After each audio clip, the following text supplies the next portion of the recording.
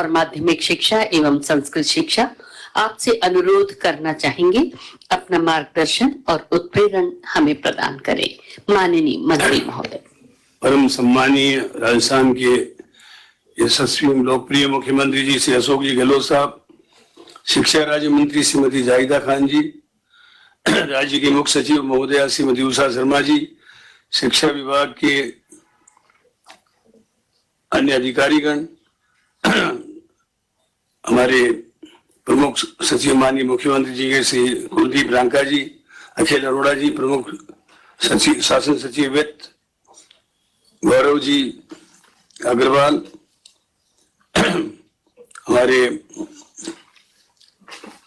मोहनलाल जी यादव साहब, अन्य अधिकारीगण, वर्चुअल माध्यम से जुड़े हुए सभी सम्मानीय मंत्रीगण, जनप्रतिनिधिगण, कलेक्टर साहिबान, अभिभावकगण और प्यारे विद्यार्थियों, मैं आज इस मंच के माध्यम से प्रदेशवासियों के लिए जिन योजनाओं का शुभारंभ माननीय मुख्यमंत्री जी कर रहे हैं, बाल गोपाल योजना और निःशुल्क यूनिफॉर्म योजना, इन के लिए समय निकाला मैं माननीय मुख्यमंत्री जी का हार्दिक स्वागत और अभिनंदन करता हूं।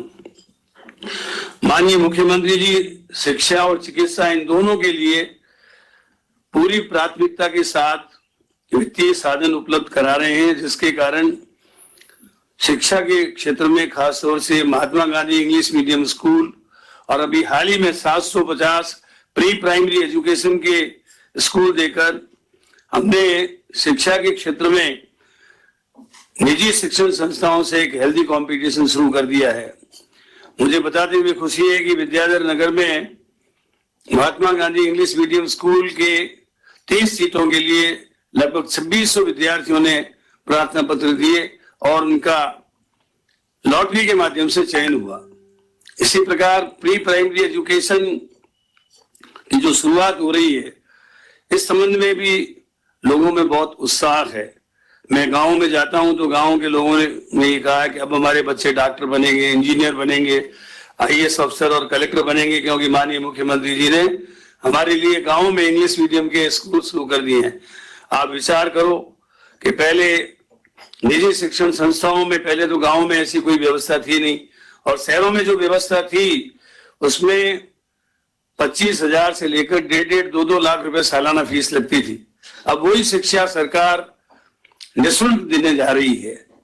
आज बाल गोपाल योजना की जो शुरुआत हो रही है, दूध के बारे में हमारे कांग्रेस के पूर्व अध्यक्ष और नेता पंडित मदन मोहन मालवीय जी कहते थे, दूध पियो, कसरत करो और नित्य करो गृह काम, हिम्मत से मेहनत करो, सफल करेंगे श्री राम। भया समान औषधि नहीं, 3 लोक के माही। दूध के समान कोई औषधि नहीं है, 3 लोक में नहीं है। दूध का बड़ा महत्व है। इसलिए स्कूलों में जहां हम लोग पोषाहार कार्यक्रम हमने शुरू किया था, माननीय मुख्यमंत्री जी ने उचित समझा कि 2 दिन मंगलवार और शुक्रवार के दिन दूध का वितरण किया जाए ताकि बच्चों का पोषण हो। माननीय मुख्यमंत्री जी ये चाहते हैं कि बच्चों का केवल बौद्धिक विकास न हो, उसके साथ साथ बौद्धिक विकास के साथ साथ शारीरिक पोषण भी हो, शारीरिक विकास हो, क्योंकि ये कहा गया है कि स्वस्थ शरीर में स्वस्थ मस्तिष्क का विकास होता है। इसलिए स्वस्थ रहना बहुत जरूरी है। पहला सुख निरोगी काया, निरोगी काया होगी तभी व्यक्ति जो है पढ़ सकेगा, आगे बढ़ सकेगा। मैं इस अवसर पर बालकों से कहना चाहूंगा खास तौर से कि काक चेष्टा बकत ध्यानम स्वान निद्रा तथैव च अल्पाहारी गृह त्यागी विद्यार्थी एवं पंच लक्षण। विद्यार्थी कौवे की तरह चेष्टाशील रहकर जहां ज्ञान उनको मिल सकता है, विद्या मिल सकती है, ग्रहण करे, ध्यान केंद्रित होकर पढ़े और साथ साथ वे जाग निद्रा वाले होने चाहिए।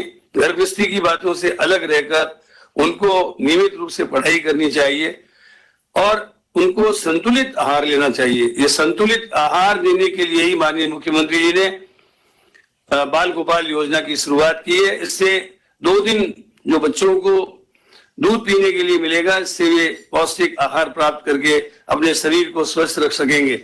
इसके लिए 476 करोड़ रुपए का प्रावधान किया गया है। दूसरी योजना है हमारी माननीय मुख्यमंत्री निःशुल्क यूनिफॉर्म वितरण योजना।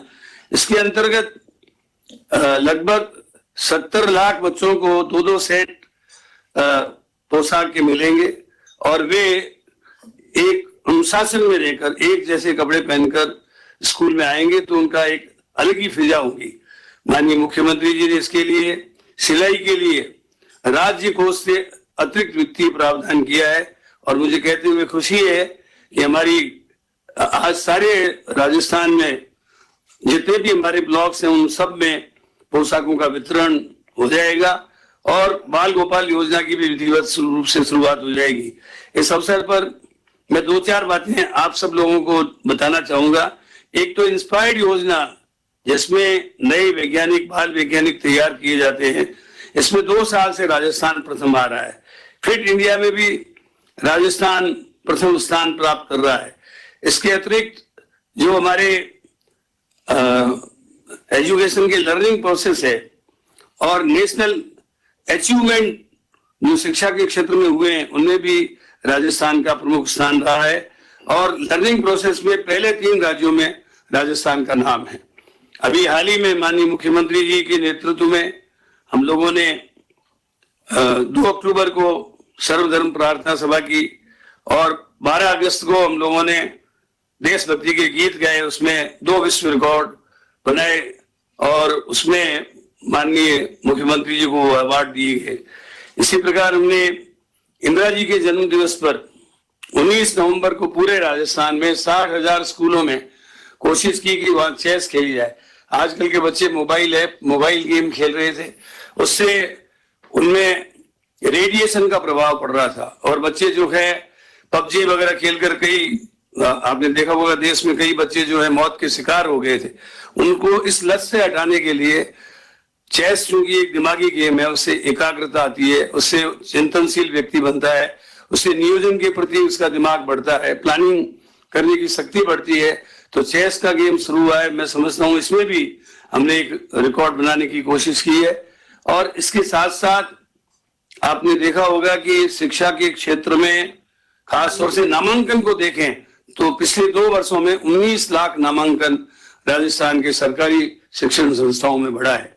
ये आपके मार्गदर्शन का ही परिणाम है जिसके कारण शिक्षा के क्षेत्र में सरकारी स्कूलों के प्रति लोगों का रुझान बढ़ा है। प्राइवेट स्कूलों में जहां एक तरीके से ये कहना चाहिए पर्याप्त प्रशिक्षण प्राप्त पर्याप्त मात्रा में उनको वेजेस नहीं मिलती है, इसके बावजूद उनका मैनेजमेंट अच्छा था। आपके मार्गदर्शन में मैनेजमेंट काफी ठीक हुआ है।